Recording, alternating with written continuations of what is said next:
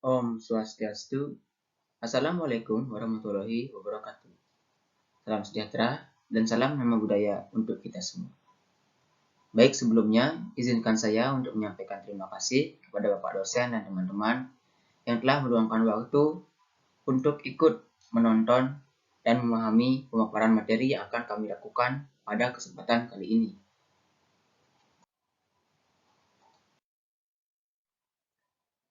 Baik, pada kesempatan kali ini kami dari kelompok 3 akan memaparkan materi mengenai pendanaan jangka panjang. Nah, sebelum kita memahami lebih lanjut mengenai materi pendanaan jangka panjang, adapun anggota-anggota kelompok dari kelompok 3 yaitu saya sendiri, Ikadek Yoga Dwi Antara dengan absen 6 dan dengan NIM akhir 105. Adapun rekan saya, Gede Dipa Maesa dengan absen 16 dan dengan NIM akhir 160. Adapun rekan saya lagi satu yaitu Kevin Aditya Maesa dengan absen 12 dan dengan NIM akhir 140.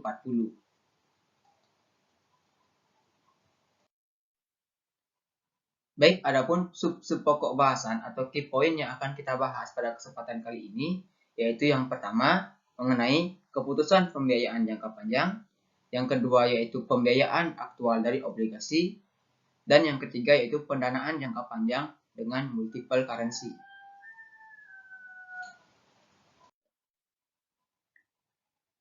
Baik, yang pertama kita akan membahas mengenai keputusan pembiayaan jangka panjang. Nah, perusahaan multinasional atau MNC biasanya menggunakan sumber dana jangka panjang untuk proyek-proyek pembiayaan jangka panjang. Perusahaan multinasional atau MNC memiliki keuntungan karena dapat memperoleh dana dari dua akses yang berbeda, yaitu sumber dana domestik dan sumber dana asing. Nah, dari keuntungan dalam mengakses sumber dana tersebut, penting bagi perusahaan multinasional atau MNC untuk mempertimbangkan semua kemungkinan pembiayaan sebelum membuat suatu keputusan akhir dalam pengambilan pembiayaan tersebut. Nah, manajer keuangan atau serta jajaran di dalam perusahaan multinasional atau MNC harus mengetahui dari mana sebaiknya mengambil sumber dana jangka panjang, sehingga dapat membiayai proyek internasional tersebut dengan tepat sasaran dan yang nantinya dapat memaksimalkan kekayaan dari perusahaan multinasional atau MNC ini. Nah, karena seperti yang telah saya bahas di atas sebelumnya, bahwa perusahaan multinasional umumnya berinvestasi dalam proyek-proyek jangka panjang, maka perusahaan multinasional atau MNC sangat bergantung pada pendanaan jangka panjang. Nah, dalam proses pengambilan keputusan untuk memperoleh sumber dana jangka panjang ini, untuk membiayai proyek-proyek yang diambil dari perusahaan MNC harus mempertimbangkan dari mana sumber-sumber dana tersebut diperoleh. Apakah dari sumber-sumber ekuitas ataupun dari sumber-sumber hutang. Nah, kemudian perusahaan multinasional atau MNC juga harus mempertimbangkan biaya dan resiko yang terkait dengan masing-masing sumber dana tersebut, khususnya sumber dana yang berasal dari hutang.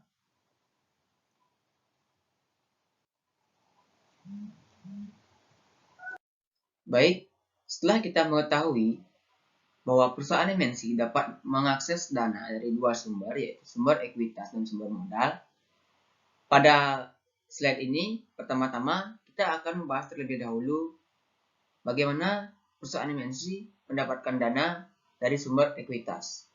Nah, perusahaan MNC dapat mendapatkan dana dari sumber-sumber ekuitas dengan beberapa cara, yaitu yang pertama, perusahaan MNC dapat mempertimbangkan penawaran saham domestik di negara asal perusahaan MNC, di mana dana tersebut akan didapat dalam mata uang lokal perusahaan MNC berasal.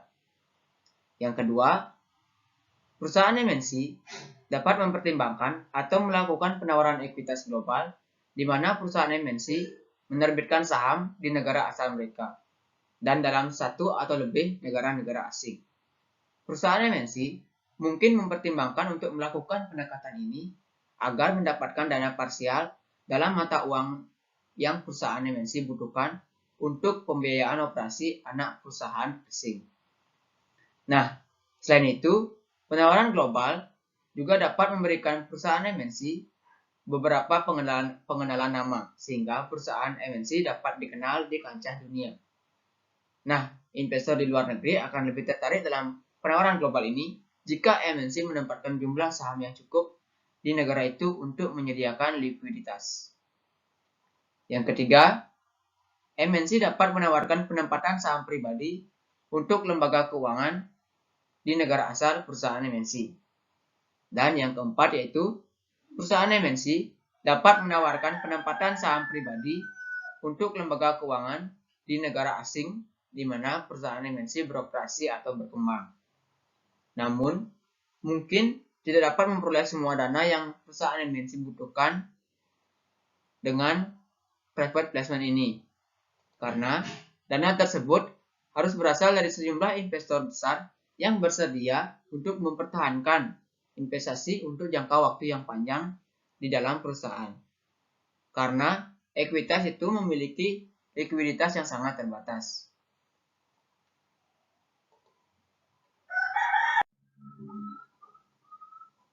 Baik, selanjutnya, setelah kita mengetahui dari mana saja perusahaan MNC mendapatkan dana dari sumber-sumber ekuitas, selanjutnya kita akan membahas mengenai dari mana saja perusahaan MNC atau dengan cara apa saja perusahaan MNC mendapatkan dana dari sumber utang. Nah, yang pertama, perusahaan MNC dapat terlibat dalam penempatan publik utang di negara perusahaan MNC sendiri atau melakukan penawaran utang global. Yang kedua, perusahaan MNC juga dapat terlibat dalam private placement utang di negara perusahaan MNC sendiri atau di negara asing di mana perusahaan MNC ini beroperasi atau berkembang. Yang ketiga yaitu perusahaan MNC juga dapat memperoleh pinjaman jangka panjang di negara perusahaan MNC sendiri atau di negara asing di mana perusahaan MNC berkembang. Baik, sekianlah pemaparan materi dari saya. Pemaparan materi selanjutnya akan dilanjutkan oleh rekan saya. Terima kasih. Biaya pembiayaan aktual dari obligasi. Keputusan pembiayaan jangka panjang sebuah MNC umumnya dipengaruhi oleh suku bunga yang berbeda yang ada di antara mata uang. Biaya aktual pembiayaan jangka panjang didasarkan pada kedua tingkat bunga yang dikutip dan persentase perubahan nilai tukar mata uang yang dipinjam selama masa pinjaman. Sama seperti suku bunga pinjaman bank jangka pendek bervariasi antara mata uang, begitu juga imbal hasil obligasi. Perbedaan luas dalam imbal hasil obligasi di antara negara-negara mencerminkan biaya yang berbeda dari pembiayaan utang bagi perusahaan di negara yang berbeda. Karena obligasi dalam mata uang asing terkadang memiliki hasil yang lebih rendah, perusahaan di Amerika Serikat sering mempertimbangkan menerbitkan obligasi dalam mata uang tersebut. Sebagai contoh, Hewlett-Packard, IBM, PepsiCo, dan Walt Disney baru-baru ini menerbitkan obligasi dalam mata uang yen Jepang untuk memanfaatkan suku bunga rendah Jepang. Karena beban keuangan yang sebenarnya untuk perusahaan Amerika Serikat menerbitkan obligasi dalam mata uang asing dipengaruhi oleh mata uang yang nilainya relatif terhadap dolar Amerika Serikat selama periode keuangan. Tidak ada jaminan bahwa obligasi akan lebih murah daripada obligasi mata uang dolar Amerika Serikat. Pinjaman perusahaan harus melakukan pembayaran kupon dalam mata uang denominasi obligasi. Jika mata uang ini menguat pada mata uang rumah perusahaan ini, lebih banyak dana yang akan dibutuhkan untuk melakukan pembayaran kupon. Untuk alasan ini, sebuah perusahaan tidak akan selalu menamakannya utang dalam mata uang yang menunjukkan tingkat bunga yang rendah. Untuk membuat keputusan pembiayaan jangka panjang, MNC harus yang pertama, menentukan jumlah dana yang dibutuhkan, yang kedua, memperkirakan harga di mana ia mengeluarkan obligasi, dan yang ketiga, memperkirakan nilai tukar periodik untuk denominasi mata uang ikatan. Dan informasi ini dapat digunakan untuk menentukan biaya pembiayaan obligasi yang dapat dibandingkan dengan pembiayaan biaya perusahaan yang akan dikenakan dengan mata uang asalnya. Sekian pemaparan materi dari saya, selanjutnya akan dilanjutkan oleh rekan saya. Terima kasih. Pendanaan jangka panjang dengan multiple currency. Nah, sebuah perusahaan AS mungkin menamakannya obligasi dalam beberapa mata uang asing, bukan mata uang asing tunggal, sehingga apresiasi yang besar dari setiap satu mata uang tidak akan secara drastis meningkatkan jumlah dolar yang dibutuhkan untuk menutupi pembayaran pembiayaan. Contohnya yaitu Nevada Inc., sebuah MNC yang berbasis di Amerika Serikat, sedang mempertimbangkan 4 alternatif untuk menerbitkan obligasi untuk mendukung operasi Amerika Serikat. Yang pertama yaitu menerbitkan obligasi dalam mata uang dolar AS. Yang kedua yaitu menerbitkan obligasi dalam mata uang yen Jepang. Yang ketiga menerbitkan obligasi dengan mata uang dolar Kanada. Lalu yang keempat, isu beberapa obligasi dalam mata uang yen Jepang dan beberapa obligasi dalam mata uang dolar Kanada. Nevada Inc. tidak memiliki eksposur bersih, baik yen Jepang atau dolar Kanada. Tingkat kupon untuk obligasi dalam mata uang dolar AS adalah 14%, sedangkan tingkat kupon adalah 8% untuk mata uang dolar obligasi yen atau Kanada. Diharapkan bahwa obligasi ini bisa dijual dengan nilai nominal. Jika dolar Kanada menguat terhadap dolar AS, biaya pendanaan yang sebenarnya Nevada dari penerbitan obligasi dalam mata uang dolar Kanada mungkin lebih tinggi dari obligasi dalam mata uang dolar AS. Jika yen Jepang menguat secara substansial terhadap dolar AS, biaya pendanaan yang sebenarnya Nevada dari penerbitan obligasi berdenominasi yen mungkin lebih tinggi dari obligasi berdenominasi dolar AS. Jika nilai tukar dolar Kanada dan yen Jepang bergerak dalam arah berlawanan terhadap dolar AS, maka kedua jenis obligasi tidak bisa secara bersamaan menjadi lebih mahal dibandingkan dengan obligasi denominasi dolar AS. Sehingga pembiayaan dengan kedua jenis obligasi akan hampir memastikan bahwa biaya pendanaan keseluruhan Nevada akan lebih sedikit daripada nilai dari penerbitan obligasi dalam mata uang dolar AS. Tidak ada jaminan bahwa nilai tukar dolar Kanada dan yen Jepang akan bergerak dalam arah yang berlawanan. Mutasi ini dua mata uang yang tidak berkolerasi. Bagaimanapun, jadi tidak mungkin bahwa kedua mata uang secara bersamaan akan menghargai ketika yang akan mengimbangi keuntungan tingkat bunga yang lebih rendah mereka. Oleh karena itu, pembiayaan obligasi dalam mata uang lebih dari satu mata uang asing dapat meningkatkan kemungkinan bahwa biaya keseluruhan pembiayaan di luar negeri akan lebih rendah daripada pembiayaan dengan dolar. Nevada memutuskan untuk menerbitkan obligasi dalam mata uang dolar Kanada dan yen.